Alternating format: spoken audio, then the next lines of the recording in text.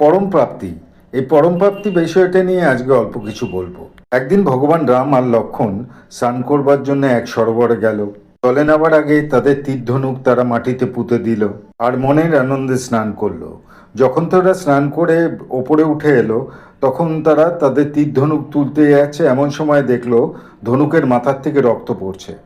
দেখে দুজনেই খুব অবাক হয়ে গেল। এবার শ্রীরামচন্দ্র যে জায়গায় তার ধনুক পোতা ছিল সেই জায়গায় খুঁড়তে লাগলো। একটু খুঁড়েই দেখলো একটা ব্যাঙ সেখানে আহত হয়ে পড়ে আছে, তার সারা গা দিয়ে রক্ত পড়ছে। শ্রীরামচন্দ্রের মনে খুব দুঃখ হলো। সে ব্যাঙটিকে নিজের হাতে তুলে নিল।